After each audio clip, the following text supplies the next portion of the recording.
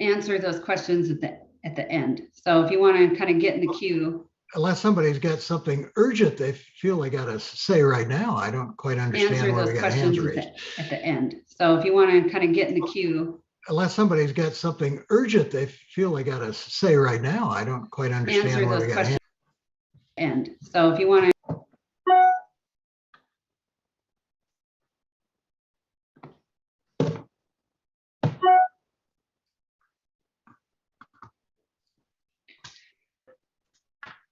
To grab something on the printer, so I'll be right back. Okay.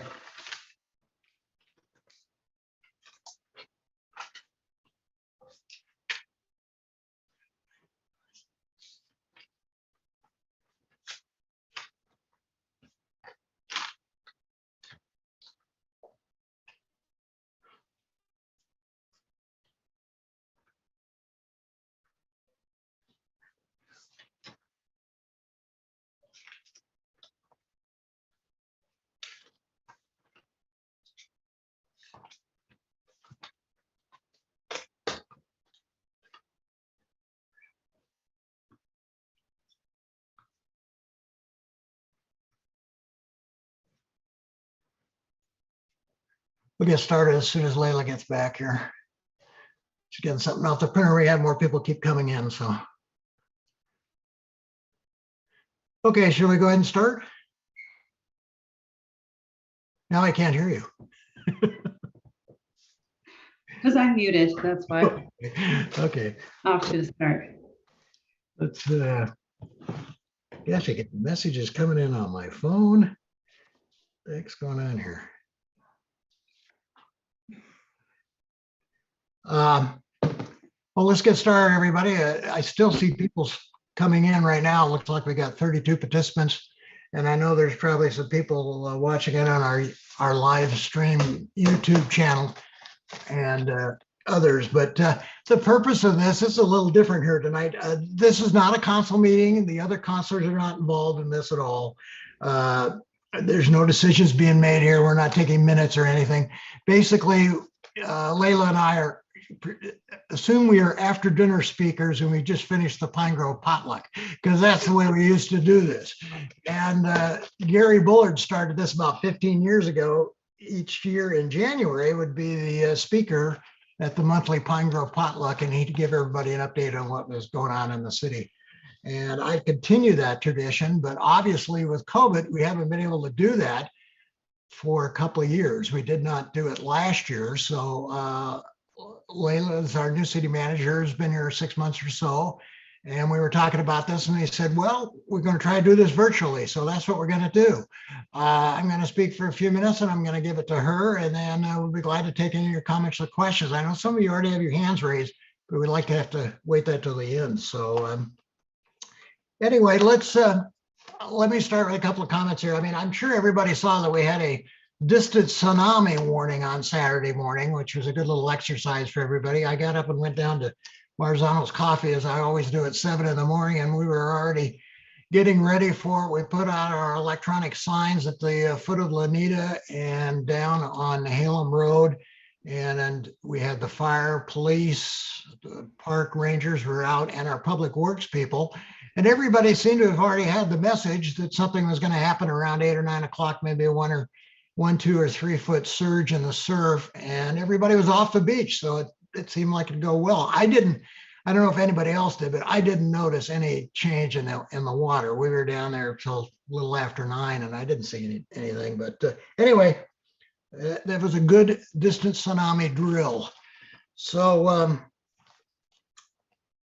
anyway, the next thing I want to talk about is COVID and how it's impacted all of us for so long. We're now starting our 3rd year. I would have never guessed this was going to last this long. I don't think anybody knows.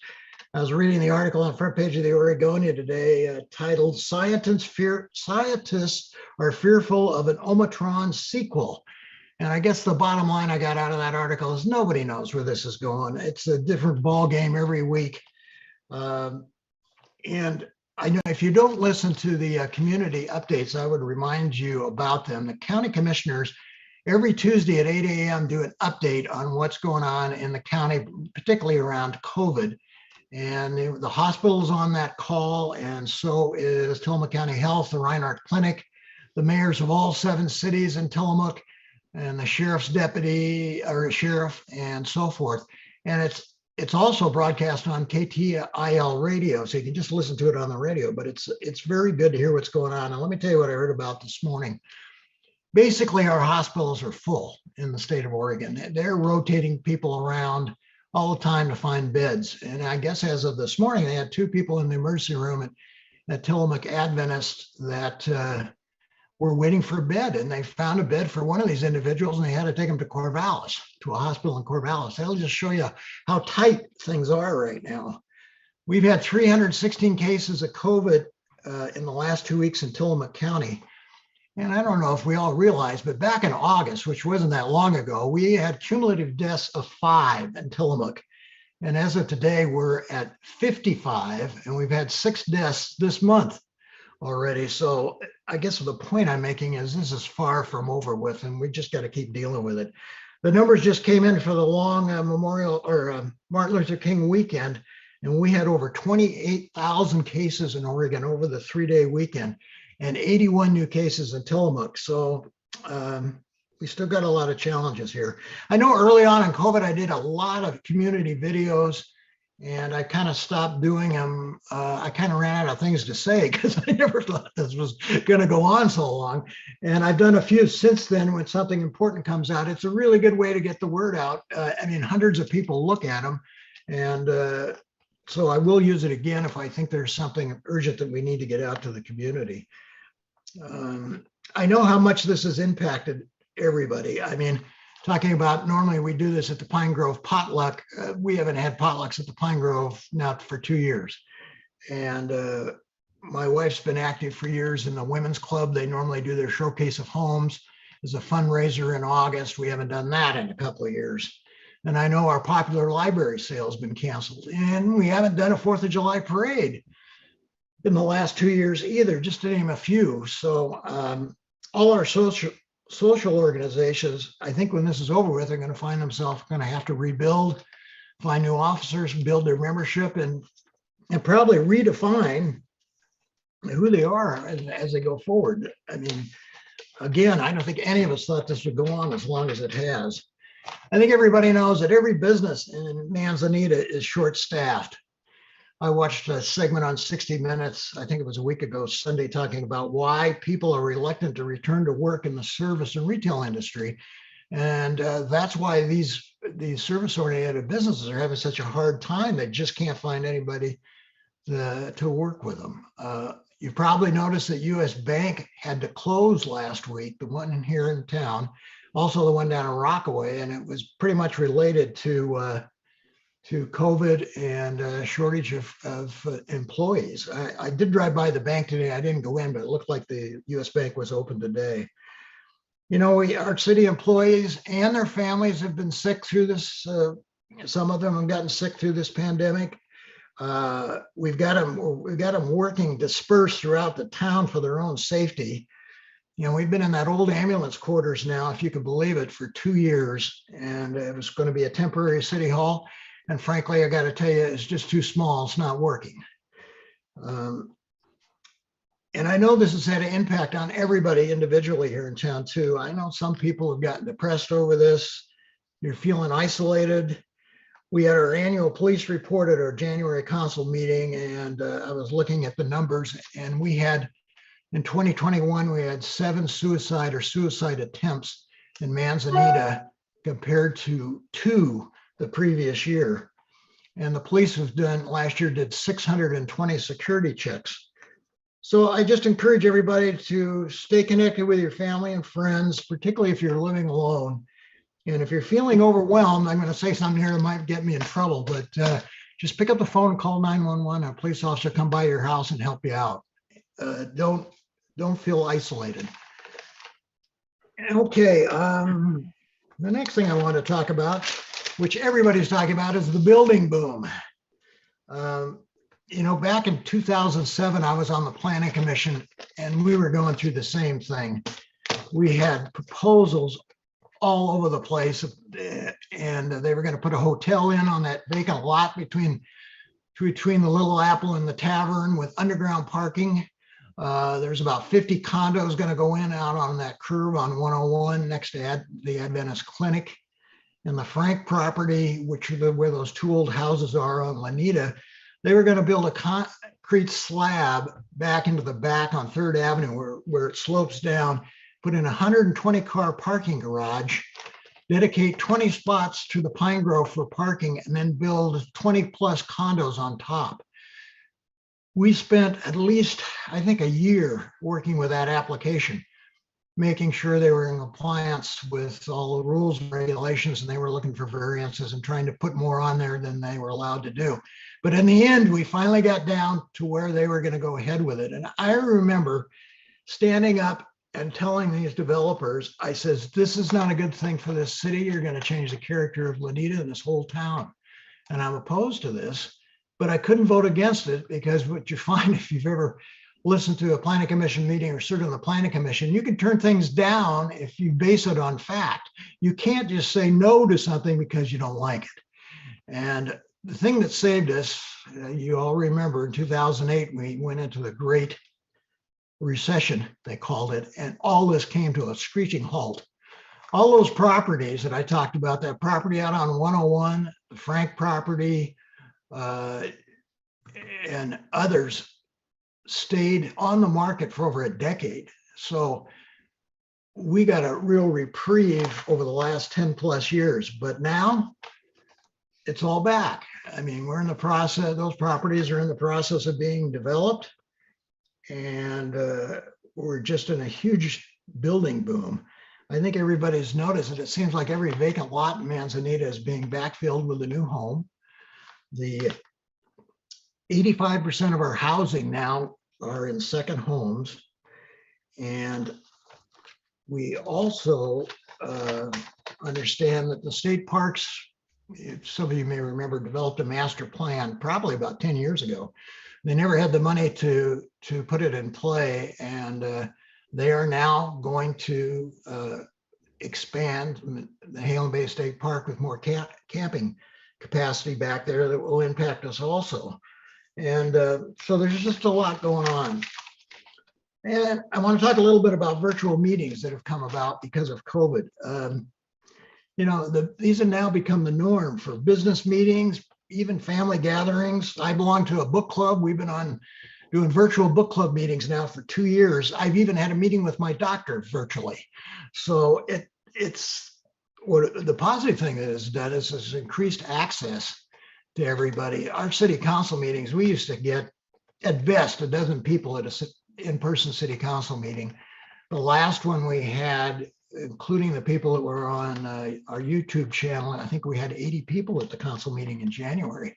So we're providing huge access because of this. And so when we build our new council chamber, we're going to have to put in all the appropriate electronic equipment so we can continue to provide that virtual access. And it's now required by Oregon law that you have to provide this type of access to people. So we're going to get through this, and I think the community will be better for it. I just don't know when it's going to end. And what we're going to do is just take it as best we can, and everybody hang in there. And as I say, we'll be a better community for it at the end. So now I'd like to introduce Leila Almond, our new city manager. If those of you that may not have met her, she's been with us for a little over 6 months.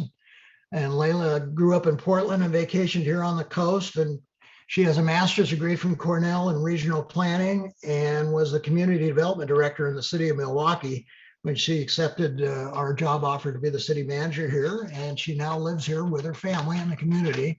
So I'm going to turn this over to Leila, make a few comments, and then we'll answer your questions. Great. Well, thank you, Mayor. I appreciate the opportunity to share my perspective on the state of the city, now 6 months and 17 days in, not counting. But before I say, where I think we're going, I want to talk a little bit about where we are, because I think it's good to know where we're starting from before we decide where we need to go. So I think Manzanita is experiencing what I believe is a real wake-up call, and it should really come as no surprise.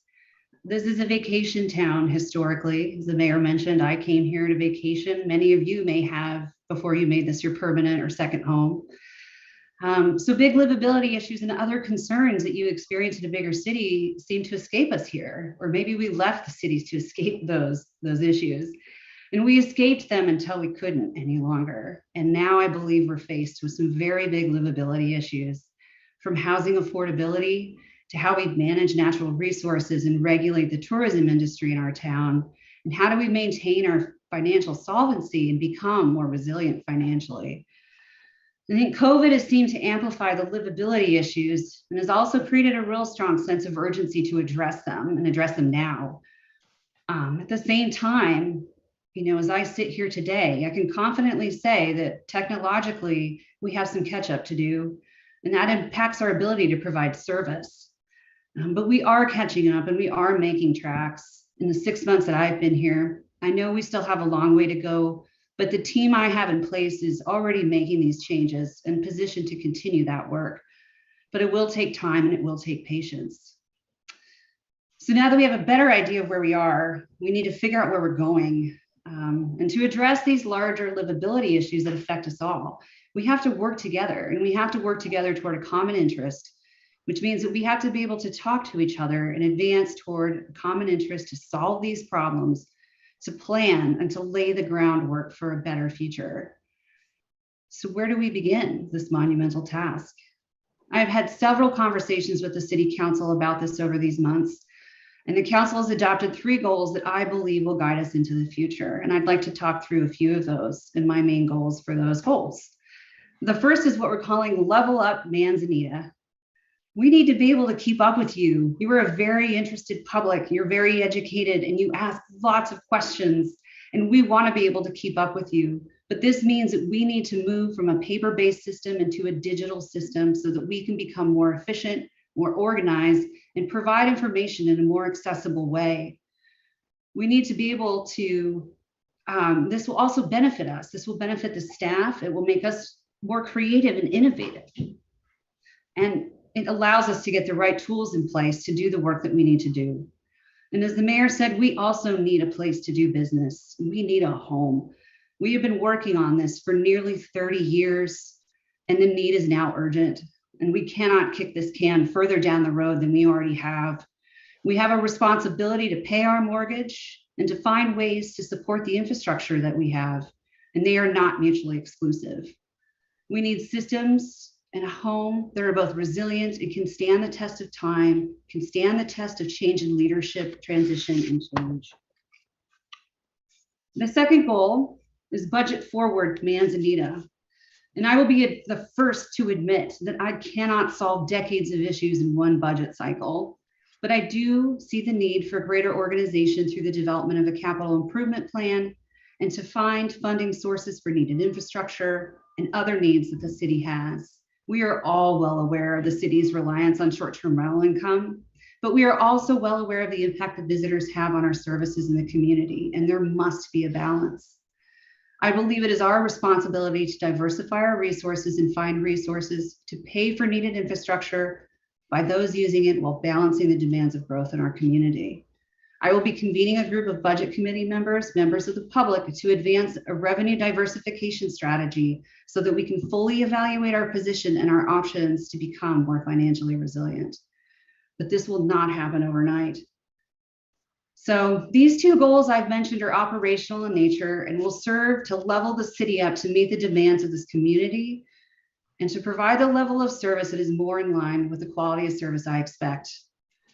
The final goal will set the foundation of who we aspire to be and as we grow together as a community. And I call this Envision Manzanita. Growth is inevitable and it's happening all around us, and we can't fight it. And it's a wasted effort to try, but we can manage it. And we can even leverage aspects of growth to our benefit. I think we can all agree that many of our guiding documents no longer adequately reflect who we are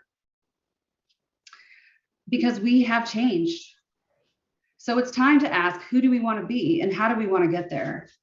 It's going to take a concerted effort on all of our parts to come together and have conversations about who we want to be. We need to be able to focus on the things that bring us together and not the differences that keep us apart, because there are far fewer of those and they don't deserve the limelight right now. It's going to require collaboration and, most importantly, compromise. It's going to require looking beyond our own personal desires, but rather addressing the larger livability issues that affect all of us. How do we persevere and enhance the quality of life we've come to expect here? How can we effectively coexist with each other? I believe by establishing a vision of growth and conducting a robust public outreach process to update our comprehensive plan will start to move us in the right direction. It provides an avenue for us to not only have conversations about the livability issues we're facing, but it allows us to develop policy that we can implement and realize the future that we want. How can we create policy that doesn't just sit on a shelf, but can translate into action and is updated and is a living document that keeps up with the changes around us? To do that, we must start from the same place, and we must assume that all of our intentions are well-meaning to the betterment of the greater good. We must work together to point out roadblocks and not create them. We have so much to do. So the question is, can we meet this moment?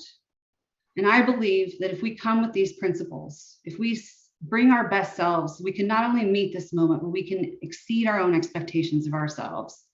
This is a special and a sacred place to me, and it's worth protecting. It's worth loving, and it's worth sharing. So this is a call to action to all of the members of our community. We, as a city manager and a city council, can help lead the way, but it's up to you where we go from here. So what is the state of the city? Well, the state of our city is we're ready to serve. Thank you. Well, thank you, Leila. That was great.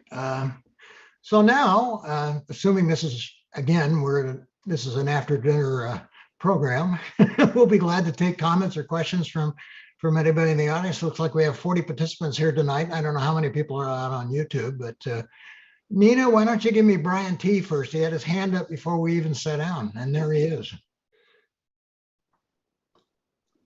Brian, you should be able to unmute.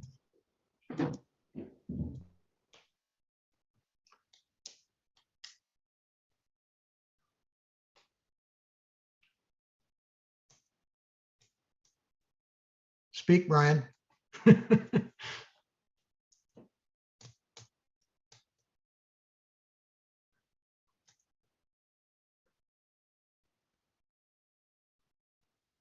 Well, if it looks like he's having trouble getting himself unmuted. We want to go to somebody else. We had 3 people that had their hands up immediately. Should we go to Deb Tinnen now? Okay, go to Deb. We can come back to Brian.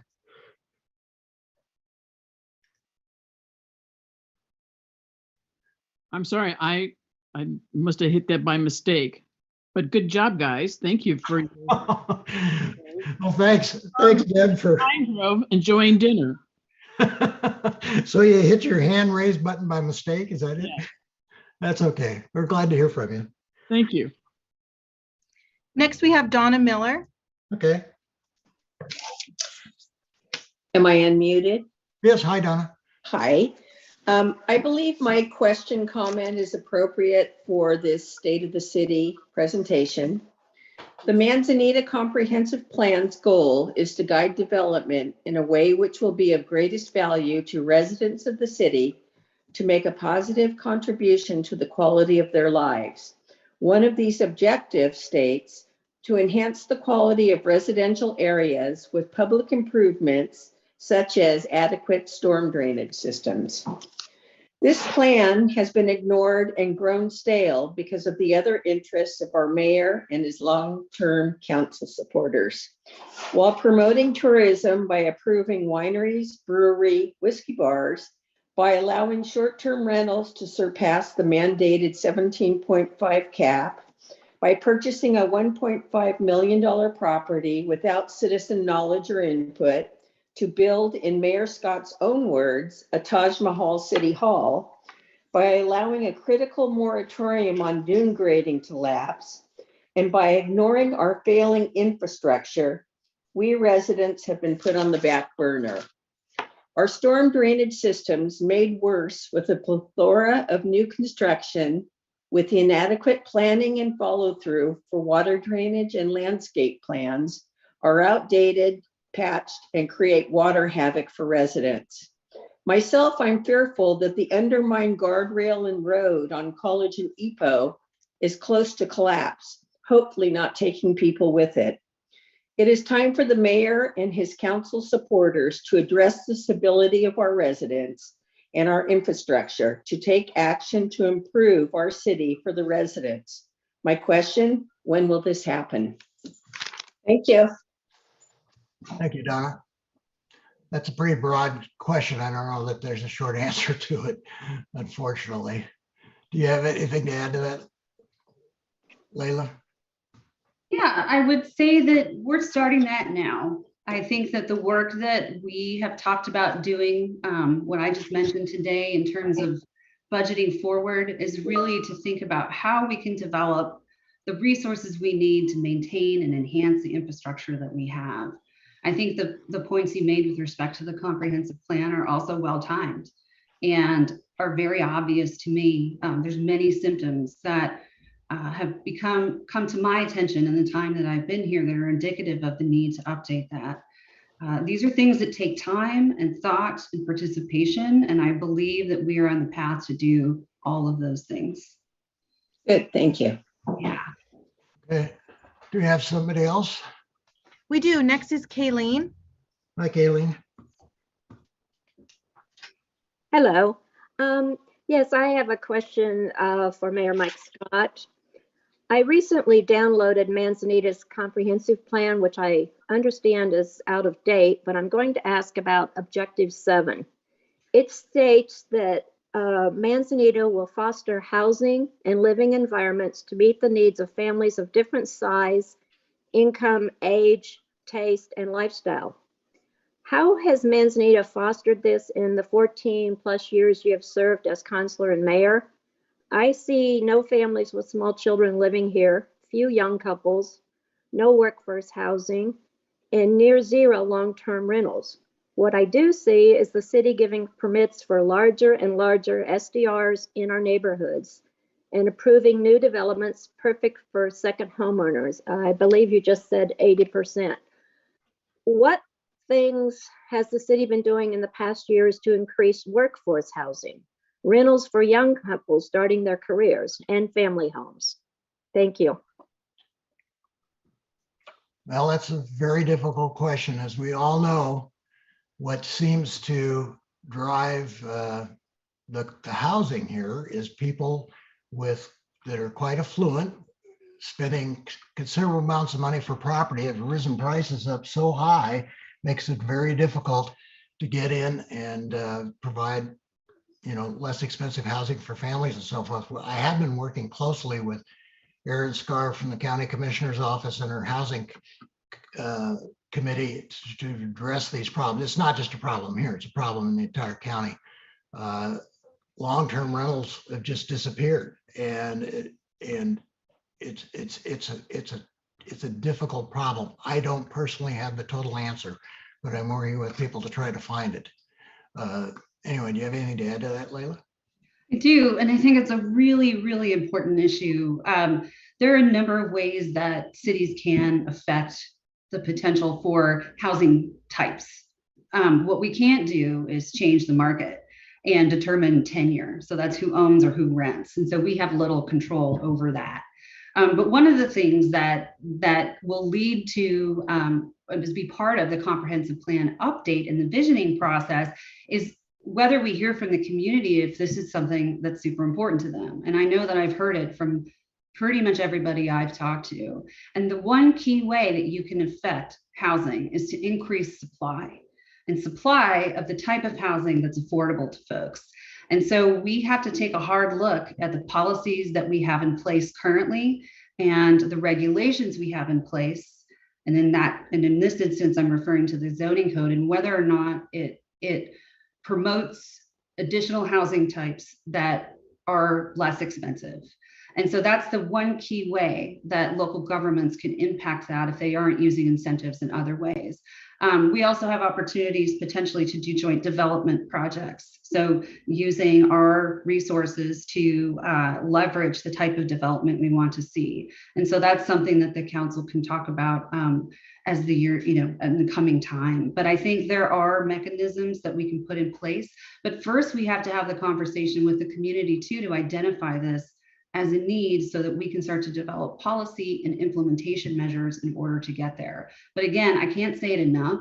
The chief way to impact housing is to increase supply of all housing.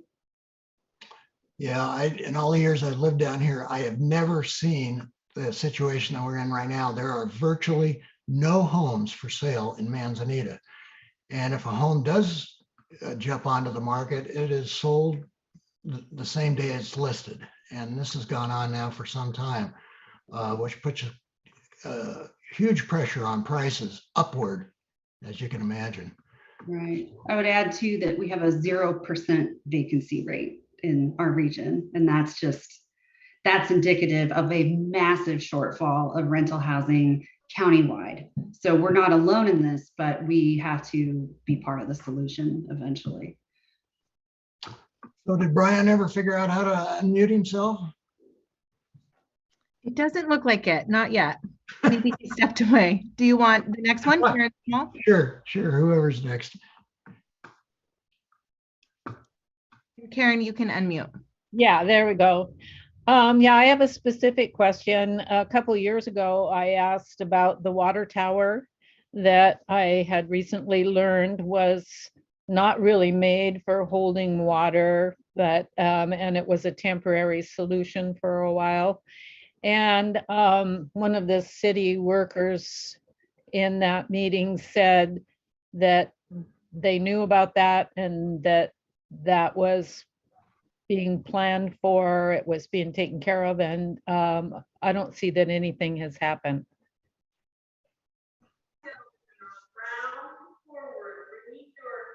Boy, I don't have any knowledge of that. You, Leila? Temporary water tower? And you're muted. You're Leila. muted, Leila. I just brought Dan in too. Yeah, I was just saying, Dan has been working on this. We actually just talked about putting it on a city council agenda, and he's here. Oh, Dan. very good. Yes, I can speak to that. So yes, all of our reservoirs are not seismically rated. It's something the city knows about. We know about it because we've been doing several different studies. We are currently wrapping up a grant funded on the reservoir site to look at replacing it. As part of this grant, it paid for some studies and essentially up to 10% of the engineering. So we have kind of a rough idea what the cost is, what our plan is. After this grant is completed, which I'm hoping we will have the grant wrapped up within the next 30 days, I'm going to be working on the next phase of the grant to take us to 30% design. And so we can keep this ball moving. Replacing reservoirs, unfortunately, is not an overnight thing. They're very expensive. So we're working on this at a grants to help pay for it and offset the cost. So that way it helps out all the water payers. And so, but we won't let it stall out. We're keeping it moving. Thanks, Dan. Yeah. I didn't realize you were with us tonight, or I would have called you right away on that issue. Do we have any other comments or questions out there, Nina? It looks like Brian had his mic off for a second. I don't know if he's ready. Otherwise, we can move on to Donna Miller again. And one, here he is. Hello? You're there, Brian. You have the Yeah, floor, I got a Brian. question about those, when are you gonna put those trash cans down on the beach?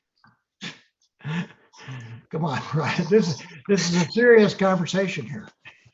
Oh, I'm being serious. What are you talking about? Do you have anything else you want to ask us tonight, Brian? No, that was it. Okay, well, thanks for your help. You're welcome. Ryan's been joking with me about that for years. Oh, He wants trash cans down on the beach. Anyway, did you have somebody else there? Yeah, Donna Miller has her hand raised again. Okay. I just want to, I guess, ask the mayor, maybe both of you, when we're talking about the lack of workforce housing, the lack of housing for families, do you see the correlation by encouraging STRs, allowing the cap to keep getting higher, realtors using STRs as a means of selling properties at higher rates? I mean, I know this for a fact, that they're telling people, hey, this can be an STR, you can make a lot of money here, blah, blah, blah.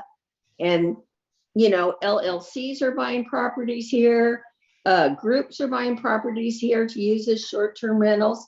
In 10 years' time, I bet our number of STR companies has doubled or tripled. And we used to have a lot of rentals here in town. We used to have kids here in town. I've been here 32 years. And if we cut back on STRs, we again can become a community. And I just wondered, do you guys see that correlation? Well, let me say, we have, in my mind, the most effective short-term rental ordinance in the state, and it's enforced. There are some cities that have ordinances, but they don't enforce them, and then they're just a suggestion because people will take advantage of the situation. When I became mayor, we had not enforced this ordinance, and we determined that our short-term rentals had ballooned to 30% of the housing stock. When we put the ordinance into effect 30 years ago, we capped it at 17.5%. It's still capped at 17.5%. But we started an enforcement procedure. It took 2 years, and we had people in municipal court virtually every month for 2 years, fining people, taking their licenses. In one large case, we even ended up in federal court. But after 2 years, we got, in my opinion, and others, we got what we call pirate rentals under control. People don't rent here if they don't have a valid license, and they know we'll come looking for them if they do. We currently have 259 short-term rental licenses here in town. What you have to understand is we are surrounded by a huge community that is unregulated and is part of the Tillamook County. So we have 259 short-term rentals capped at 17.5%. The county has over 1,000. The zip code for Manzanita is a little less than 700 people. The zip code for Neocani is 2,498. All these people that surround us use our community when technically they're not in the city limits. But there is clearly a phenomenon with short-term rentals going on throughout the world. I mean, Portland, everywhere. It is the game right now. And we have, it's just, as I say, I mean, I'll stand, we have an effective short-term rental ordinance that's being enforced. This does have a cap. There's no other city in the state of Oregon that has anything like that. Some other cities have used our ordinance as a template for what they've done. And I've even gone down to Salem and testified in front of the legislature on this issue. So that's how, and we had a short-term rental work group that spent over a year working on livability issues, and we tackled a bunch of them, and we have more. But this is not an issue that we are ignoring. So, do we have anybody else, Nina? Yeah, we have Karen Small again.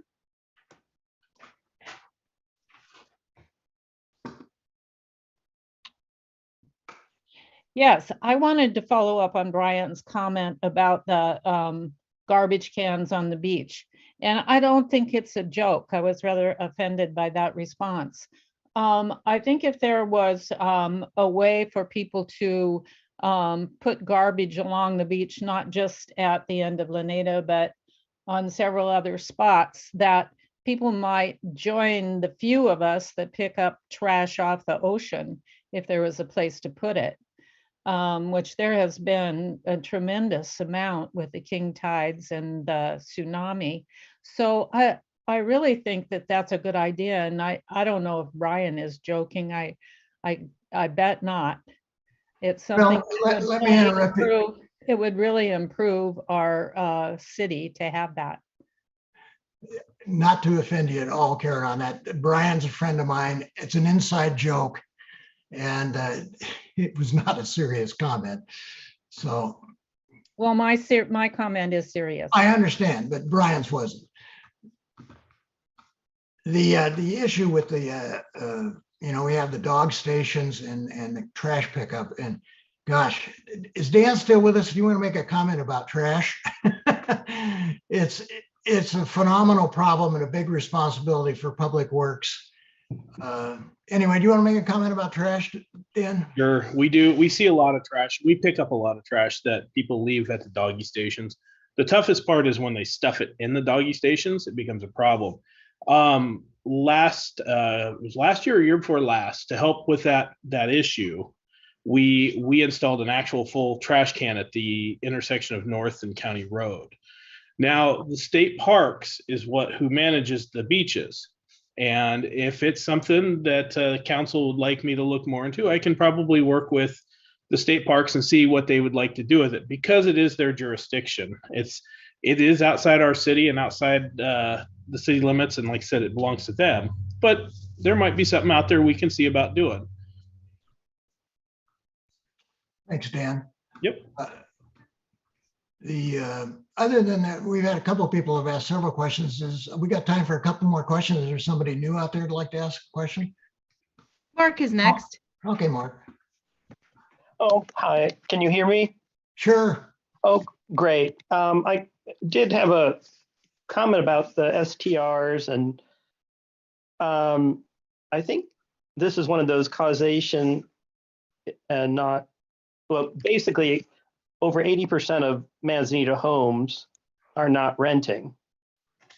So I think the STR issue is important, but it is a fraction of the issue of growth, because the huge majority of Manzanita houses are not renting. Therefore, the problem is not renters. The problem is there are many of us who like to live here regardless of if we rent or not. The bonus is the renters actually bring money into our coffers. So, we have to pay our policemen. So we have to be very practical here. And I'm glad that we're talking about this and, juggling the pros and the cons and how we all going to afford to live here, basically. And I have to say, there are children in Manzanita. There are two very cute kids who live 4 houses from me up here on Epo. So I can anecdotally say, and they have a cute dog too. So there are children in Manzanita, however few that may be. Have a great evening, guys. Thanks, Mark. Yeah, there are a lot of second homes here that are not rented, and sometimes we get confused, and if we see a lot of people in a house, we think it's short-term rentals. There are people that own property and have their family and friends down for a weekend, and that's the vast majority of people that we see down here. So, do we have anybody else, Nina? We have Kayleen again. And Is there anybody else other than Kayleen? Kayleen's has asked a question already. How about Michael? You can unmute. Okay. Hello, Commander. Hello, Leila. I just wanted to thank you both, having been a resident in the area for about 14 or 15 years. I do not remember reaching out by the city government the way you two are doing. So I just wanted to commend you both for doing that, and thank you. Okay. Thanks, Michael. Do we have anybody else new that would like to ask a question? No one else. We have Mark again. I might have cut him off too Well, early. I think everybody could have one question. Well, I want to thank everybody. It looks like we had about Okay. 42 participants here tonight. I want to thank everybody for joining us for this after dinner presentation that was a little different than it normally would be. But thank you all for joining us, and have a good evening. Good evening.